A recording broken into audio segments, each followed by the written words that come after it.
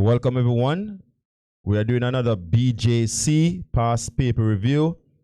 Today we're looking at a general science paper and we're looking at a paper 2, and this is from the year 2018. Again, before we start this examination, always write your school number, write your candidate number, your initials, and your surname. All right, let's now go into the first question. But also remember to always read the instructions carefully and also follow all directives given by examiner. All right, let's jump into this first question here. It said the diagram shows a variety of apparatus found in a science laboratory. And so we have, let's just do a quick naming of these apparatus. The first one, which is P, it is a thermometer. All right, so let's label this as a thermometer. This in blue. All right, so thermometer. All right, and then we have here is a Bunsen burner. So a Bunsen burner right here. All right, so Bunsen burner. Here we have an evaporating dish. All right, this is R, evaporating dish.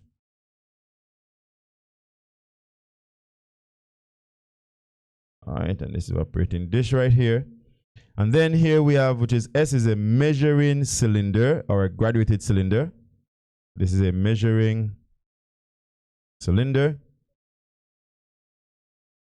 And then here, which is W, we have a test tube holder. So W is a test tube holder. T is a beaker. So let's put beaker right here. T is a beaker.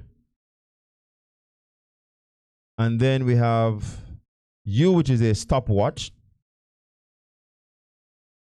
All right. And then we have V, which is a test tube. All right. And then we have X, which is a tripod stand. But I want to do something here. This is actually two things in one. So this is a tripod stand.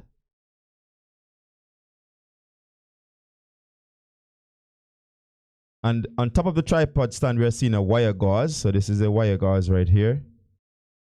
Okay.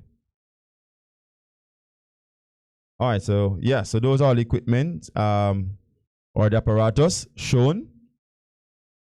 All right. So let's go to the first part of the question now. We said, write the letter of the apparatus that is most suitable for. The first one is said, use as a platform for glassware during heating. And so X, which is a tripod stand with a wire gauze, will be a correct answer right here. So this will be X. It's a measure a precise volume of liquid, and this is measuring cylinder. So this will be S.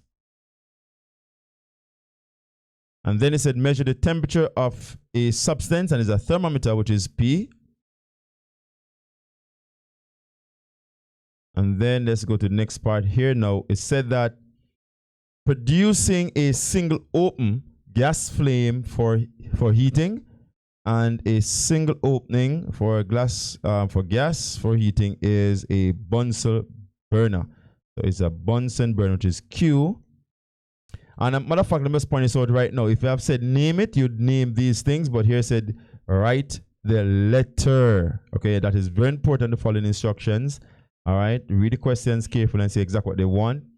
And then for part 5, it's holding or pick up hot test tube, and the test tube holder, and test tube holder is W. All right, so this is W right here. All right, great. Now for part B, it said Mara wants to separate a solution of salt and water in the science laboratory. She has the solution. Name 3 pieces of apparatus from a diagram that she would need to conduct this experiment. So again, what she wants to do is to separate water and salt. So we want to separate salt and water. Now remember that salt and water is a solution, right? Salt is a solute and water is a solvent. So what could she use up here to separate water from water and salt? Now, she definitely needs something to boil the water. So she's going to use a evaporating dish. She will need a Bunsen burner, and she will need the tripod stand, okay? But I'm going to explain something to you what will happen here. So she need Q, R, and X, okay? And I said name them. So I'm going to say Bunsen burner, evaporating dish, and tripod stand. I said let's put those names. And notice here I said name, okay? So here she'll need a Bunsen burner. Okay, so she'll need a Bunsen burner. She'll need the evaporating dish.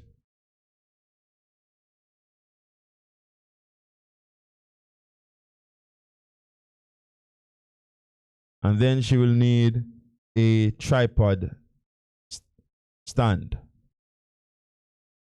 All right. So very importantly, let me quickly explain what will happen here though. For this experiment, because she's using an evaporating dish, the water will evaporate. The water will evaporate, leaving the salt behind. So she's not able to collect the water unless she's using, the only way she's able to collect the water unless she's using, for example, a distillation process, okay? But otherwise from that, she will not able to collect the water at all. All right, just to make a note right there, because the water will evaporate. Now let's look at part C.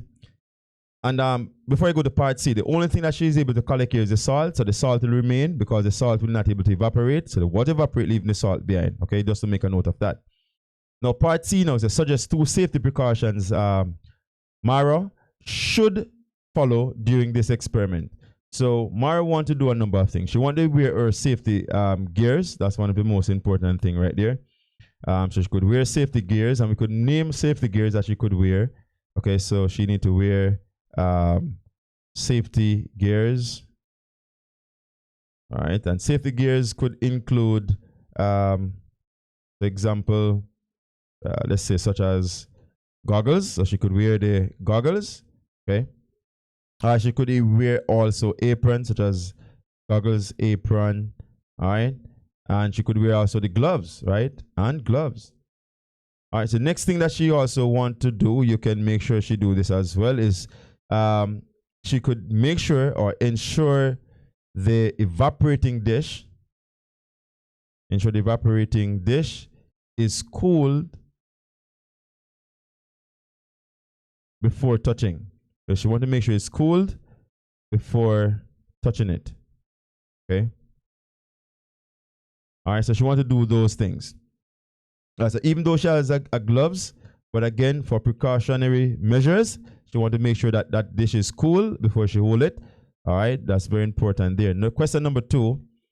It said the diagram shows 2 specialized human body cells labeled R and S, and R right here is a sperm cell. Let's label that. So a sperm cell. And S is an egg cell, otherwise called an ovum. So egg or ovum.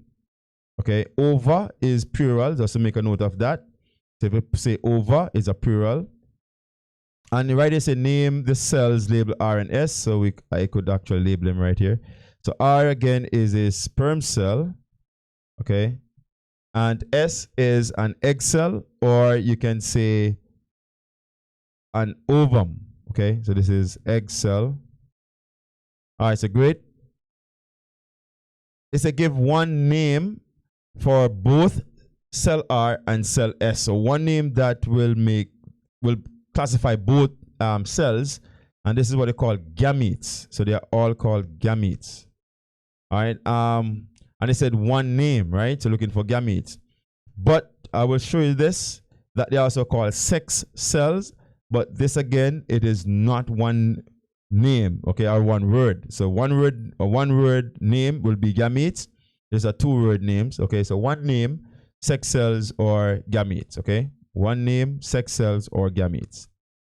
All right, so again, it depends on what they ask you to do. If you say one word, then gametes. If you say 2 words, it will be sex cells. But any of them will work here, gametes or sex cells. Now for part 3, it's to name the organs where each of these cells are produced. So R, which is, let's see which one is R again. R is the sperm cell, I believe. Just to make sure. Yeah, so R is the sperm cell and S is the egg cell. So the sperm cell is produced in the testes, and testes again is plural, testis is singular. And S is produced in the ovary of a female. Now for part B, 1, it said name the process that happens when cell R fuses with cell S. So when they come together, it is by a process called fertilization. Okay? So this is fertilization. Now for part 2, it said name the cell which results from this union. And so when fertilization takes place, it forms what is called the zygote. So a zygote is formed.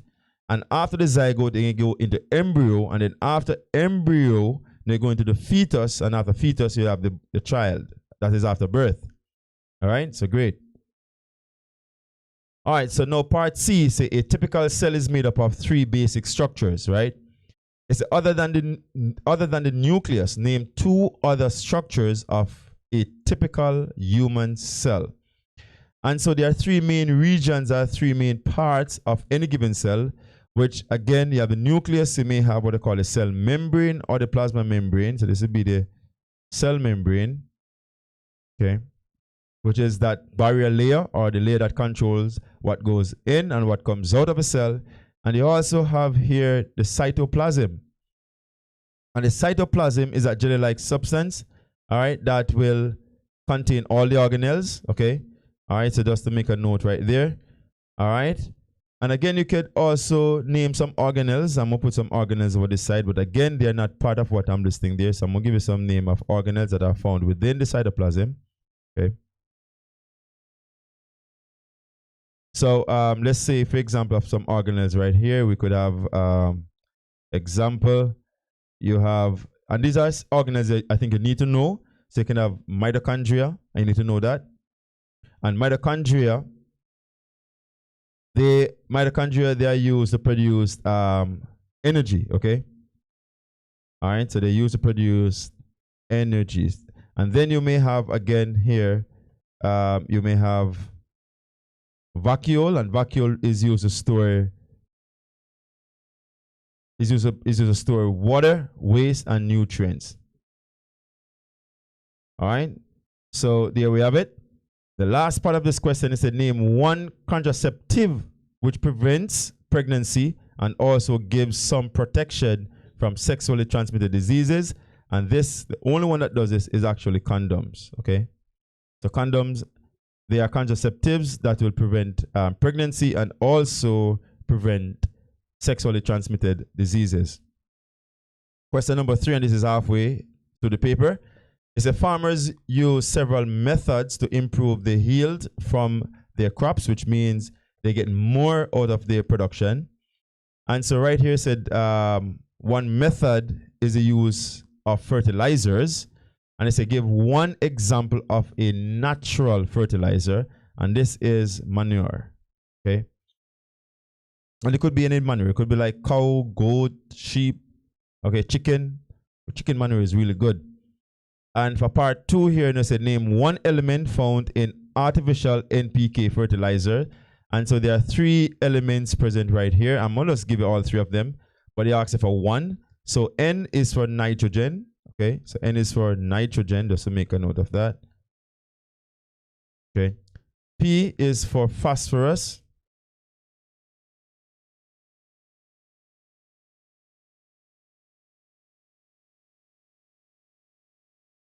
All right, and then we have K, it is for potassium. All right, so those are the 3 elements present in NPK fertilizers.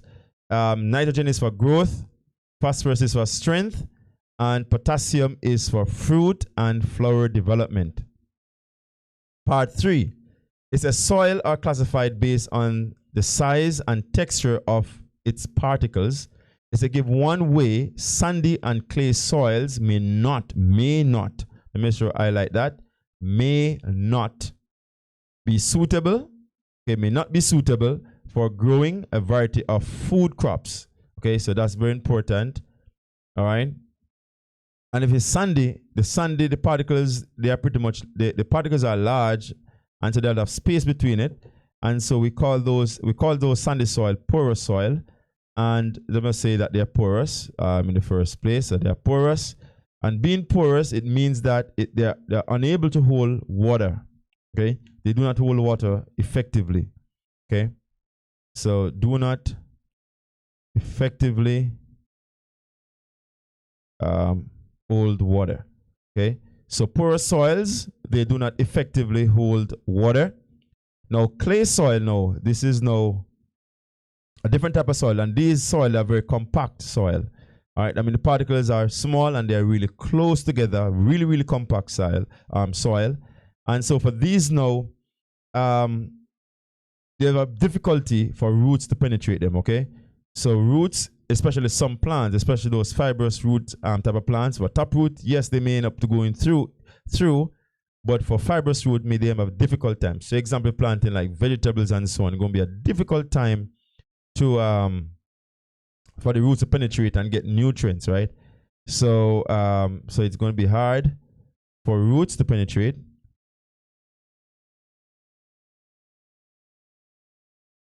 All right, so roots may have difficult time to penetrate these compact soils. All right. Now, part B of this now said, in agriculture and gardening, a beneficial organism is any organism that benefits the growing process. Okay? It said, identify one insect that is beneficial organism and gives it function. So, to give the function of this beneficial organism, which is an insect. And a very common one that most of us could think about here is the bee. And bee, they are very important in terms of pollination. All right. So most of the insects, they'll tend to eat the leaves or even suck nectar from the plant, or just simple suck the sap out of the fruits.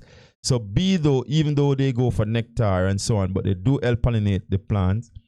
All right. And when plants are pollinated, the fertilization process will take place, and then the fruits will develop better. All right. And so for part C now of this question, it said the number of cotyledon present in the seed is one characteristic used by scientists to classify angiosperm. And angiosperm, they are flowering plants, all right?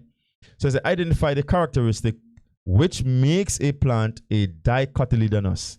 So if a plant is dicotyledonous, it therefore means it has two cotyledons, okay? All right, so the characteristic here is that it has two cotyledon, all right? So two, the word di, think about the word di, di means two. So this is a dicotyledon, or it has two cotyledons. It has two cotyledons, and the cotyledons are what otherwise we call seed leaves. Okay, so you can say two seed leaves. Okay, so the next name for dicotyledon are seed leaves. All right, so great. It's a define the term angiosperm, and angiosperm refers to flowering plants. Okay, so angiosperm means that the plant is a flowering plant. Okay, that's what it simply means. That the plant is a flowering plant. It refers to flowering plants. All right, so great. Now let's go further now into this question. And the next part of this question says list two optimum conditions necessary for germination of seed. I've discussed this in a previous paper. And so remember now, for seed to germinate, there's no need for light and there's no need for carbon dioxide, but you must have the correct temperature or the optimum temperature. You also must have oxygen, so I'm going to say available oxygen.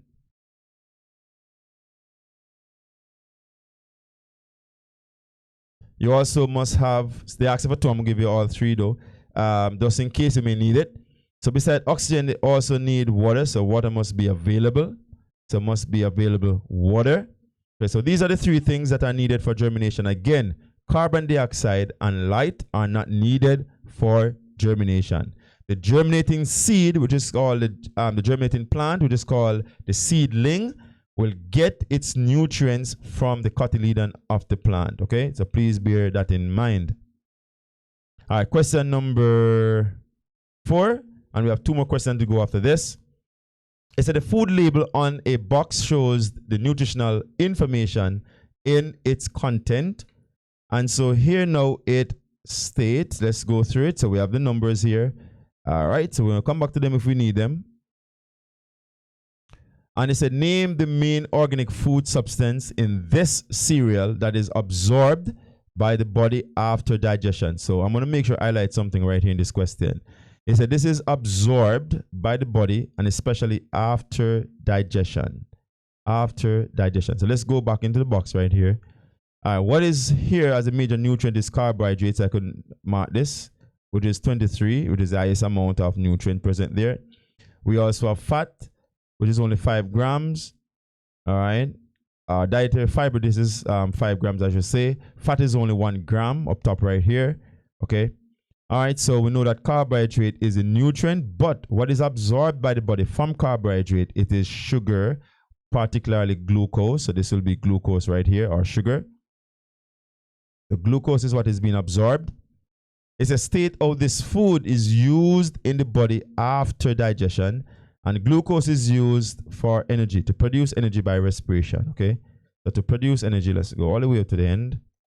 Okay, so to produce energy by respiration.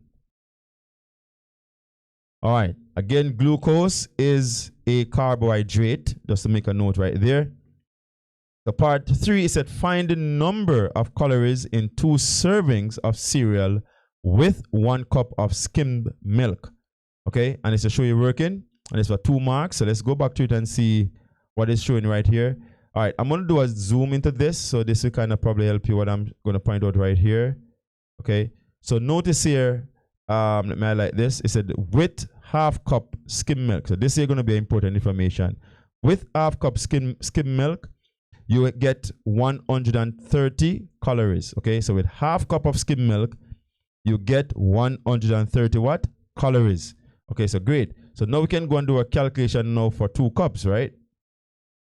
So if half cup produces 130 calories, then what 2 cups will produce? So first and foremost, you have to make sure know how many half cups make 2 cups. Easy way to do it, you can say divide 2 by a half, which you get 4. All right, so you can do that as well. All right, or you can say 2 over 0.5. So what I'm going to do right here, now we know that is if half cup, let's make a note of this. So half cup equals to 130 calories. So therefore, 2 cups now, 2 cups, let me put half cup right here. So half cup equals to that. So 2 cups now equal to 130, all right? 130 here times 4, because remember now is how much half cups make up 2 cups will be 1/3, which is 4 cups, will it 4 half cups I should say, make up 2 cups. So therefore it's 130 times 4, which gives us 520 calories. So 520, 4 times 130 is 520. So the answer here is going to be 520. Okay, so 520 calories. All right, great. Now here now it said name the food group to which cereal belongs. And cereal is a type of grain or carbohydrate, belong to the carbohydrate group or grain. The cereals, they are grain. And just to make a note right here that grains, they also belong to the carbohydrate group as well. Okay. But grain is good right here. All right. And it said define a balanced diet. And a balanced diet is a diet. So this is a diet with all the nutrients, all the required nutrients, and say all the required nutrients. All the required nutrients in the correct or right, you may also say right, correct amount or proportions, okay? Or proportions. All right, so very, very important. So, right, so a balanced diet is a diet with all the required nutrients in the correct amount or correct proportions, all right? Let's go to the next part of the question right here. It says minerals and vitamins in food provided minerals for growth, energy, and health. A lack of minerals and vitamins in our food may cause deficiency diseases. And here said, identify the mineral or vitamin from the food label which may cause the deficiency disease listed, and name the part of the body it affects to complete the table. All right. We don't need to go back to the table for the label for all of this, right? Because here it's saying that anemia, and we know anemia is a lack of iron. So just to make that known, you don't need to go back to the label, but I could do that for you. So this is iron, all right? And so iron, now when you lack iron, all right, it affects the part of the body which is red blood cells. And so I could say it affects the blood, and particularly red blood cell, okay? To affect the red blood cell, all right, our red blood cells. All right, great. Now, rickets is affected by calcium. So calcium is indeed the calcium, all right, or a matter of fact, with vitamin D as well, and this affects the bone. All right, so I could go back to the diagram or to the label to make sure that we have iron and calcium there, or also vitamin D if so be the case. All right, so let's go back to it. And so yes, we have here our iron. We have also calcium. Okay, there's no vitamin D there. So yes, so calcium and iron will be our two answers. All right, and so let's go into now number 5, which is almost close to the end. It said this question is about magnets. Okay, it's about magnets. So it's a state the name given to natural magnets. And the name given to natural magnets is called lodestone. And so lode is L-O-D-E, stone, just to make a note of that, lodestone. All right, so it's not load as when you're shouting, but lodestone. It's a use words from the box to complete the sentences. Each word may be used once, more than once, or not at all. And so the first part here said the strongest part of magnet is and the poles are the strongest part. So the poles will be here. So is the pole is the strongest part of it, right? Let's take this back out. Make it right better up here. So pole is the correct answer. Okay. So the pole. And it said a magnet is surrounded by an area called its dash, and this is what they call the magnetic field. They're surrounded by what they call the magnetic field. Okay. All right. And the magnetic field will exert a force on other magnets or magnetic materials. So part 3 is to state one use of magnets, and there are many uses of magnets. Magnets could be used in speakers. I'm going to give a number right here. So I'm put speakers right here. They can use in speakers. They can use also in motor. Okay, so using motor as well, and the list continues. Also importantly, I'm going to give you one that you maybe could use to explain if you should see a question like this. And this is used probably in some modern dumps. And you can use to separate, I must put an asterisk there. So you can use to separate separate metals. All right, separate metals from garbage or from plastics and so on, or non-magnetic materials such as plastic or garbage, right? So let's from plastics, paper,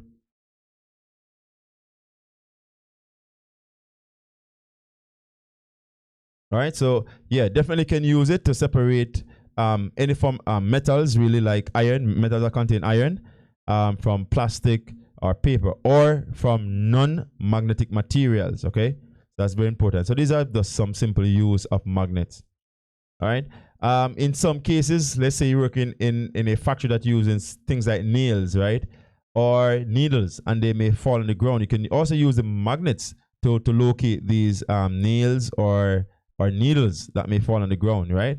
So they're very important. There are many applications for use of magnets. All right, for part B, right? Part B now states that diagram X and diagram Y show an activity using magnets. It said different ends of a bar magnet are brought near to the end of a free swinging magnet. The results are shown in the diagram. So I want you to notice right here, first and foremost, I want to notice here is that the arrows here, so you bring this magnet close to this one, All right, and notice what is happening here is that the poles, you have two north poles right here. So I want to notice those things, right? Two north poles, and here now you have a north pole and you have an unknown pole right here, but here you have a north. So we need to figure out now what pole is this up here, right? So remember now that magnets have two poles, right? So if this is a north, then here must be south poles. There must be a south pole, all right? So now we're going to talk about what is happening here. I'm not sure if we're going to ask a question, but yeah, that we need to consider that. We need to consider this as well. What will take place at those points? All right, so let's jump into the question and see what they're exactly asking us. But you need to remember this, that if north and north come together, the magnets will repel. But if north and south come together, then what you have is an attraction. Because the like poles, they will repel, and unlike poles, they will attract. So here they ask us now, identify the law that is being demonstrated by this activity. So this here now is a law of attraction or repulsion. So it's a law of attraction. All right, law of attraction and repulsion, a matter of fact. There's both of them. So law of, and I could say law of magnetic, matter of fact, to make it even better. Law of magnetic attraction and repulsion. All right, so here now is a state what is happening in each diagram. And so for each diagram, let's go back on diagram X. Again, they are like poles, so they will repel. And for diagram Y, they are unlike poles, so they will attract. Okay, so let's go right here. So X, again, the magnets repel. Okay, so repulsion is taking place right there. So the magnets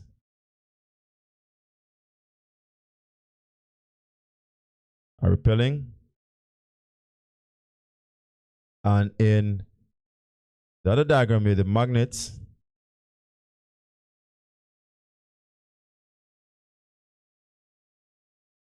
are attracting. All right, they're attracting to each other. All right, great. And again, remember that like poles, they repel, and unlike poles, they what? Attract. All right, for this part of the question now, we said that the diagram shows a battery, wires coiled around an iron nail set up from a simple circuit. All right, so here we have a battery, we have a nail which is coiled with wires, all right, and then we are connected to the battery itself. So what's going to take place, right, is a name the type of magnet formed by this simple circuit. And so this type of magnet here, it is what they call electromagnet. So this is electromagnet. All right. So now we have that. Now the next part of the question, let's go to the next part of the question. The next part of the question says, state what will happen if one end of the wire is not connected to the battery. So if you do not connect one of the battery or even remove one of these ends, so let's just put a line through this. Let's say take off one of this. Then what will happen here? There'll be no longer any magnetic field. There'll be no magnetic field here, or in other words, the nail will lose its magnetism. All right, so here now we're going to talk about what is happening. Here now is that the nail will no longer be magnetized. Okay, so the nail will no longer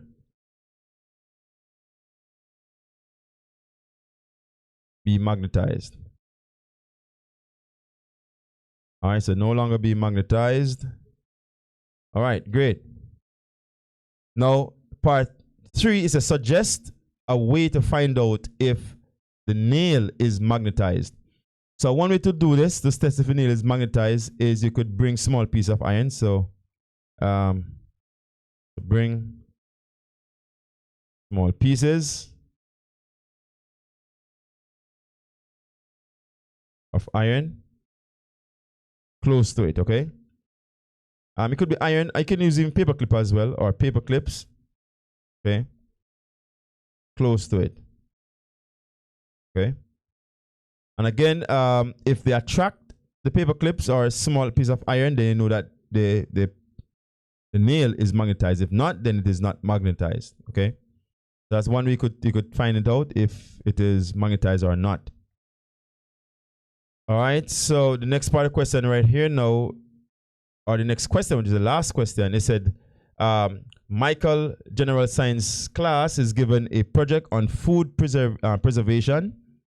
And it said Michael decided to start is this supposed to be is right here? All right, so, all right, just state this as is. His project using a web browser on his laptop. Is a state what the web browser allows him to do. And once you're browsing the web, what you're looking for is information. So it allows Michael to find what? Information. All right, and I'll be a little bit specific with that. What information will it allow him to find is information about food preservation. So it allows him to find information on food preservation.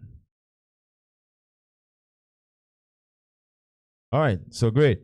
Now, it said while collecting information from for his project, Michael discovers that there are groups of microscopic organisms responsible for food spoilage. So we realize that a number of microscopic organisms are responsible for food spoilage. Now we write this and name a group of microorganisms that causes food spoilage. And so there are two groups of microorganisms that generally cause food spoilage. One is a fungi and one is a bacteria. Okay, so fungi or bacteria could be the answer right here. All right, so fungi, and I put bacteria right here. I'm going to put it out here for a reason. Okay, so bacteria is another one as well. And it's a name two organisms that cause food spoilage. So now it asks for the group. Now it asks to name two organisms that cause food spoilage. So there's a difference in question right here, right? So from each of the group, you could name two. So let's say fungi. Fungi, what could cause food spoilage on the fungi, which you have molds. So molds could be one, is a type of fungi, and yeast also, and not all yeast, but the yeast that you find in fruits could cause the fruits to start to ferment. All right, and they are natural occurring yeast. All right, even the yeast you buy in the food store, you put it over fruits, the fruits will start to break down. All right, because the yeast will start to respire using the sugar inside of the fruits. All right, and so bacteria, I'm gonna give you one name right here. It's called lactic acid bacteria. So this one is very popular one, lactic acid bacteria. Okay, all right. But they generally wanted to know mold and yeast and a group of microorganisms that will cause spoilage, fungi and or bacteria. Okay, just to point that out real quick. All right, for part 4, it said describe a beneficial use of microorganisms in the food industry. So in the food industry, what is one benefit? And so generally there are two food industries. Well, not only two, but I'm going to give you a number of them. Just talk about a number. Yeast is used in the brewery and the baking. Okay, so yeast is used in brewery and baking. So in the brewery industry, yeast is used to make alcohol beverages, right, such as rum, wine, and so on. Yeast is used in the baking industry to make bread rise and to make when bread rise becomes soft, right? That soft, fluffy feeling, that's a function of yeast. In other parts or other industries, such as the cheese making industry, bacteria is used, okay, to through the entire process of the cheese making process, right? They use it to spoil the milk to begin with. They use it in the salting process. They use it in the shaping process. They use it also in the aging process. The bacteria is used in the cheese making process as well. All right. Microorganisms are also used to make things like vinegar. All right, but I'm going to talk about one area, which is yeast. Yeast is important in making bread rise. So I'm going to say, let me put the name right here, and just say yeast, just in case when you're going through, you know what to do. So yeast make bread rise. Okay, so they produce carbon dioxide. I'm not sure you say produce carbon dioxide. Okay.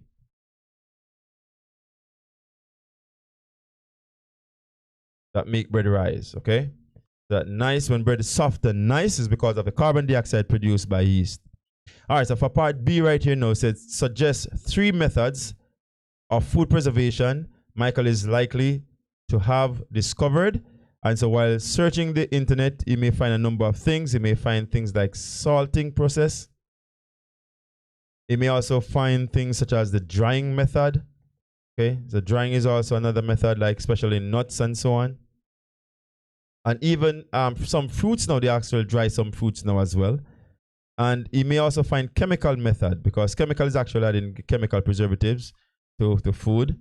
You may find canning. Canning is also a very good method as well in terms of food preservation.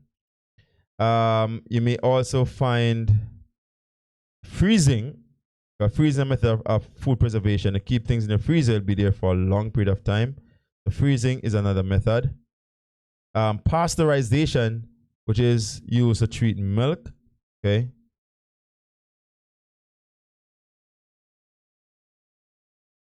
The pasteurization is applying heat into milk. And then you may find irradiation as well. All right, so those are some of the methods that you may want to know and remember them. You may see them come up again. All right, so part C now, which is the last part of the question. It said, Michael learned a lot while researching his project. He is excited about sharing his findings. Identify 2 social media or social networking services that is most suitable for sharing his research online. And so you could jump to Facebook. Okay, so you could go to Facebook if you want to. I know most of you young people don't use Facebook anymore, or not so much of you use on Facebook, but I know you also use Instagram. All right, so Instagram is also another one. All right, and do you use Twitter anymore? I'm not even sure, but Twitter is also another one. You could tweet whatever you find. All right, but you could share quickly on this. I'm not sure if there's another more like Snapchat. I don't know what Snapchat is used for anyways. Yeah, but yeah, those are some of the common ones that I know. All right, so if you know other things that you could share information on, you could also list them right here as well. All right, so here is it. We're at the end of this review. So again, see you next time. All right, and keep safe and do well on the examinations.